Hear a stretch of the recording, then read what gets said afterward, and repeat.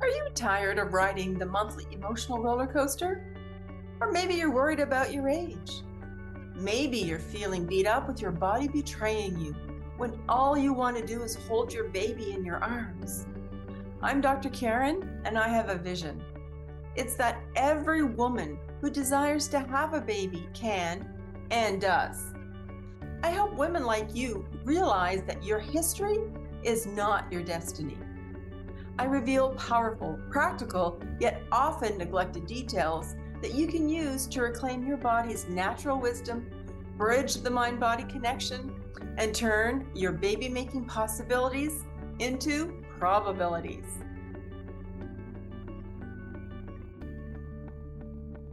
Hello, and welcome to the Pregnancy Success Podcast. I'm Dr. Karen Stillman, and I'm delighted you decided to join me today. Today, I'm going to go over what it is I do, how I came about to be doing this, and I'm going to share with you a couple of pearls as to how you can make a shift in your own life so that you can move from dreaming of holding that baby to actually holding that baby in your arms. You see, you're not alone. I was where you were today. I was struggling. Yes, I had married, met Mr. Right. We had decided right away, really early, to start having our children. But because in the back of my head, I knew that I would struggle. And why did I know I would struggle? When I was 13, I had my appendix removed in an emergency surgery. My appendix was normal, I found out after the fact. And at that 6-week checkup, he told my mom that I would struggle because I had an entire fallopian tube removed during the surgery. He called it necrotic. It was dead, dying, decaying, and he didn't know how long or why it came to be. And he removed it in its entirety so that it wouldn't cause any problems, but he was certain that I would struggle. So I carried this from age 13, grade 8, that summer, had surgery and thought life was great. Then this happened. And when I look back, I don't think the rest of the summer much of anything else happened other than my recuperation from my surgery. Until, as I got older and I was deciding that, I wanted to have a partner, I was going to have babies, always wanted to have babies. And then when I met Mr. Right, we decided right away to do that. But months and months went by, and it really wasn't that easy. And I was getting down, quite depressed. I was feeling very distressed. You see, not only were we trying for months and months to get pregnant, I am working as a medical trainee in the obstetrics and gynecology residency program to become an OB-GYN myself. And even though I had access, friends happy to scan me with the ultrasound, see what's going on, a couple of friends that I had told of our struggles, and having all the blood work done repeatedly, regularly, checking things out, I began to feel like a pincushion. Just going in, having these blood tests on day 3, on day 21, day 28, this test, that test done. It was a never-ending stream of tests and to see what was going on, to see what was wrong. And that's the feeling that I got. That was the sense that I had, that there was something wrong with me. And that lingered as we're now approaching a year and a half and not having any success, that here I am. I'm a failure as a woman because I can't get pregnant and have a baby. It's supposed to be easy. Aren't I designed that way? So over the next few months, as it was not only impacting my mental health and the rest of my health, it was impairing our relationship to the point where I was just down and out. And I decided enough's enough. I need a break. And I took a week off of work, said, "See you later, my husband," and went home to visit my mom and dad. My mom was always my rock. And my mom knew right away that there was something off.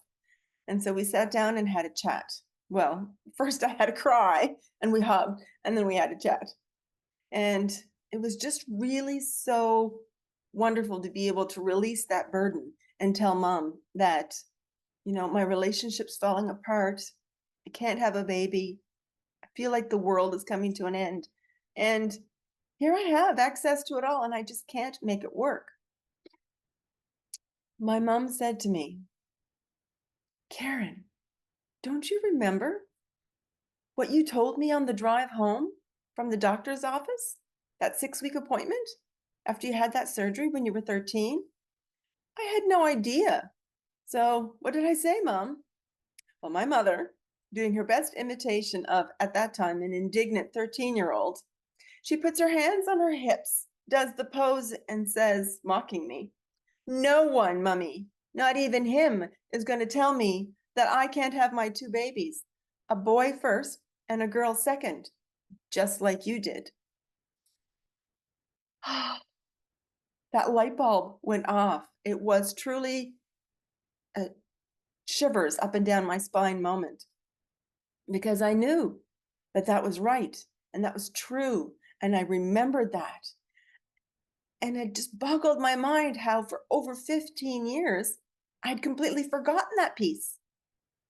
I had listened to what somebody, albeit a medical professional who's very learned, but their opinion of what would happen, instead of leaning into the truth of what I felt and knew since I was a little girl, having tea parties with my stuffies and my dollies, treating them as my babies, and knowing that I loved the family I grew up in.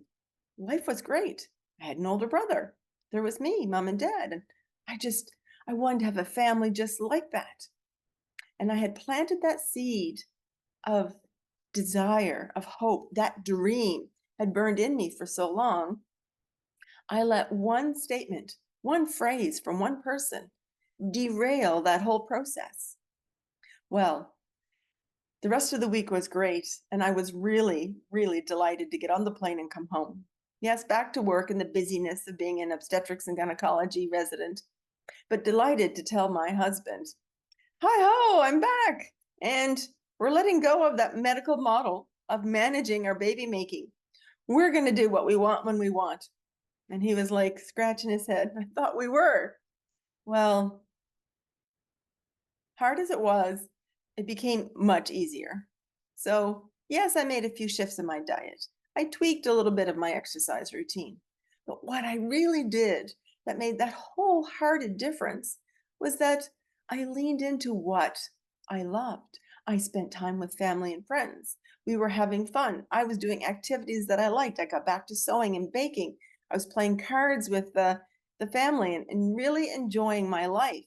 Of course, we were having sex when we wanted to. It was so nice to get away from being more intimate with the ultrasound probe and actually having that time with my hubby instead. Lo and behold, not 3 months after that visit home, I was pregnant. Yes, it seemed to be that easy. I didn't have to do anything else. There were no medications, and I was absolutely certain I wasn't going to go down that IVF route. That didn't feel right on my heart, and it didn't follow my religious beliefs. And so over time, that pregnancy blossomed, and I was able to deliver my beautiful baby boy. Jacob, well, decided he wasn't coming when he wanted to, of course, was breech. They diagnosed that 2 hours in labor. And so I had an emergency C-section, and that didn't matter because I, at the end of it, was holding my baby boy. Life was great. And so when Jacob was 2 years old, my husband and I, we had this next conversation. We talked about when we thought we'd have 2 children, and he was saying, well, you struggled for so long, maybe we should start. Well, start we did, earnestly. My children are 2 years and 9 months apart, exactly.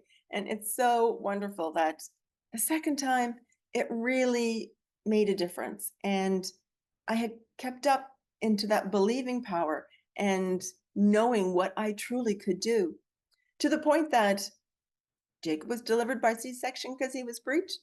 I wasn't having that with my baby girl. Well, I actually didn't know what I was having.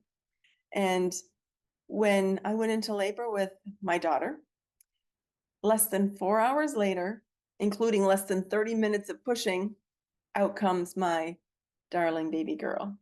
Sarah. So I have Jacob, I have Sarah. I had a wonderful vaginal birth after my C-section, and it was fantastic. I was just so pleased with life.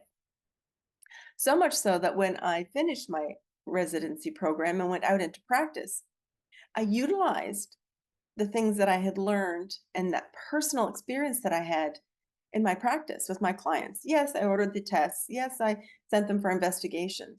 But what I really learned was that I listened to what my patients had to say, what was heavy on their hearts, not just what their medical diagnosis was, not what was in the reproductive box and what may be going on in the rest of their body systems. It was really important to know why they were feeling the way they were feeling, what was going on in between here, because this is the most important piece, is what you're thinking about, knowing what you would love and how along the way, if you're struggling, what it is that someone like me can do to help you. And with thinking outside the box, that really made the difference. Because it's not just knowing how to get there. The how probably is only 15, 10, maybe even only 5%. If you look at practices through transformational life coaching, the information out there is really saying that it's the how is only 1%. Wow, that's such a small number. 1% is the pieces on how to get there, the additional things that you may need to do. What's 90, 95, 99% important is what? Knowing what you would love and even why you would love it. Because knowing and having that beautiful picture of you holding your baby, running around with your toddler, thinking of what it's going to be like taking them their first day to school, watching them graduate from high school. I know I had that picture go through my head and hundreds more within the first, not even day, of knowing that I was pregnant with Jacob. Taking a step back and leaning in, though, to knowing that, thinking that, believing that, embracing that, really can make a difference. A huge difference, an over 90% difference. And when you know why you want to have a baby, why this is so important to you, that is that driving power to help you make the shifts that you need to do, whether it's a few dietary changes, a little bit of exercise, some thinking practices, working with your believing power. Because we get to co-create. I don't just get to do what I want or just let whatever happens in the world happen to me. I have this ability. I'm a co-creator in what it is that I want in my life. I'm a religious person. I do believe in God. But whoever your grand overall designing power is, whether it's spirit, the unified field, the universal life force, whatever that is, there's something out there that helped make all this amazingness that we have in the world today come about. And us as humans use our thinking power to create within that. And so if you want to take a step back and look at what it is that you would love to have in your life, then you can see all the different pieces. More of them will fall into place. And I'm so delighted that the thinking outside of the box really helped many of my clients. And I'm so really glad that thinking outside the box really helped my clients, because I believe, I envision that every woman who desires to have a baby not only can, she does. I want the same for my children, for my daughter, and I want it for every woman across the globe. It's my vision, and my mission is to help women lean into that we are created as a perfect spiritual entity. We're wearing our human suit that just has pieces that really maybe don't fall into place the way we love. You know, thinking life happens to us, with us, through us, and it makes a shift in our bodies. But we can shift it back. The power is within. I have the power to think. I have the power to choose. I have the power to decide. I have the power to perceive what someone says to me as, you're going to struggle. Well, I believed that. I did for almost 2 years until I changed what I was doing. And it really, really makes a difference. You can be, do, have, and create whatever it is that you want in your life, even in your health. It starts especially with your health. You see, we're created as self-healing organisms. When you cut your finger, I cut myself this morning, not on purpose, but as a simple example, and I cut my finger, put some pressure on it, had my Band-Aid on it, and that blood system of mine is working well because I eat well, sleep well, I drink lots of water. So with the pressure, it stopped. It's going to form a little clot. That clot's going to become a scab, and that's going to heal. I break a bone. Maybe you're more familiar with that. You break a bone and you put it in a cast or splint it, whatever it needs to happen, and that bone heals. That bone heals stronger than the original bone. Our whole body system is this way. We are, yes, maybe complex, but it's quite simple to be in balance. There's so much that we can do that's quite simple that can make a difference, that doesn't need to be any assisted reproductive technology, that doesn't need to be medications with other side effects, that we can let go of the worry and the fear, that anxiety and doubt and overwhelm. Get our confidence back.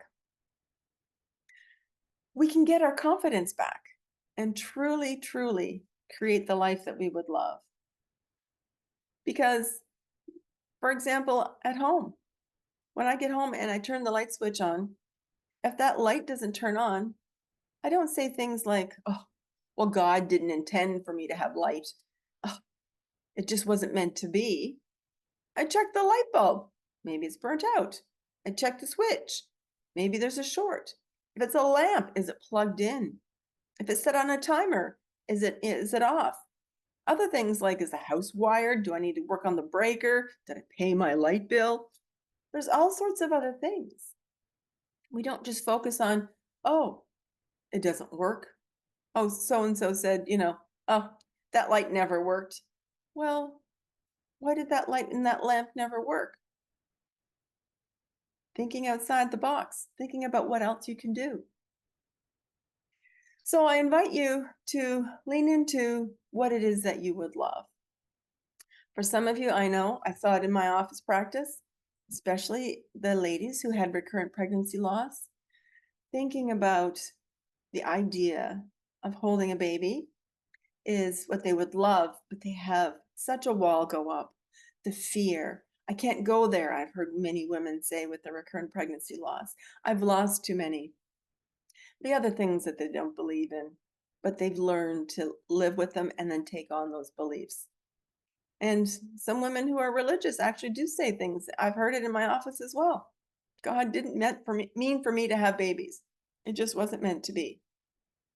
And maybe it wasn't. But what are you thinking about? Are you doing all the things?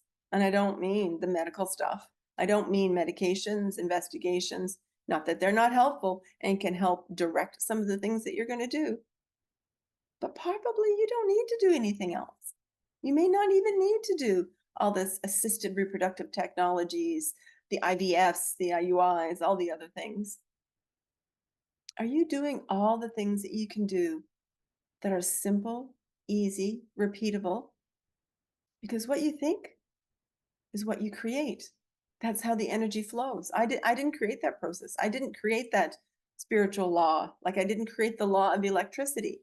I just know how to work with it. So when you know how to work with what's going on, then you can make those shifts.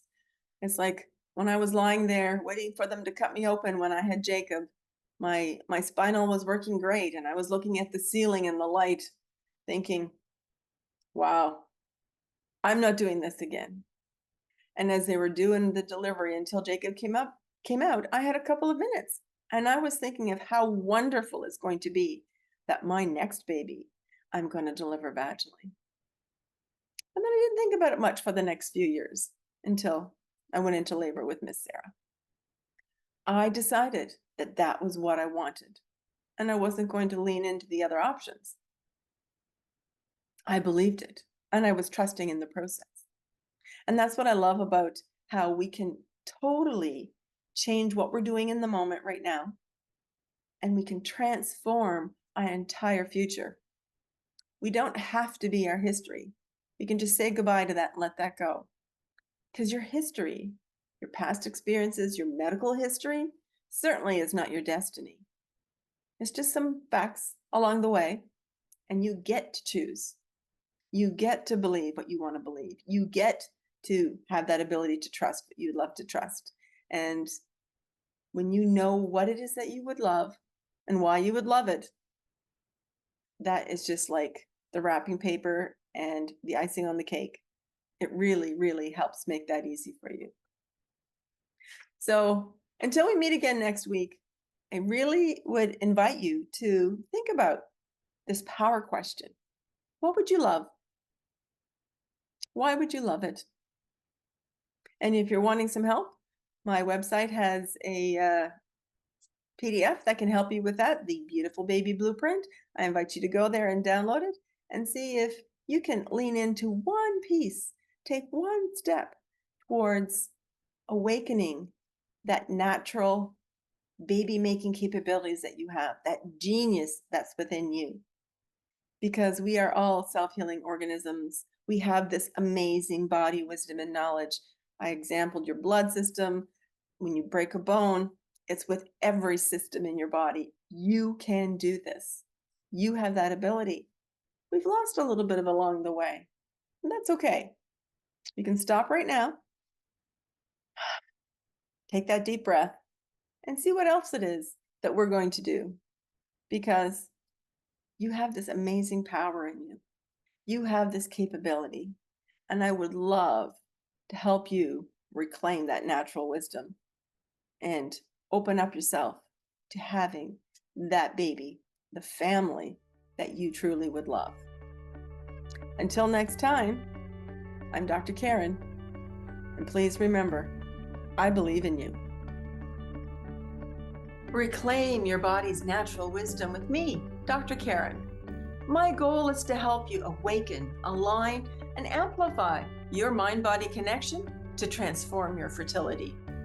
Find free worksheets, instructional videos, our Facebook group, and more, including details on booking a free discovery session where we can create your personalized, beautiful baby blueprint today and get you closer to holding your baby. It's all online at www.thebabymakinggenius.com.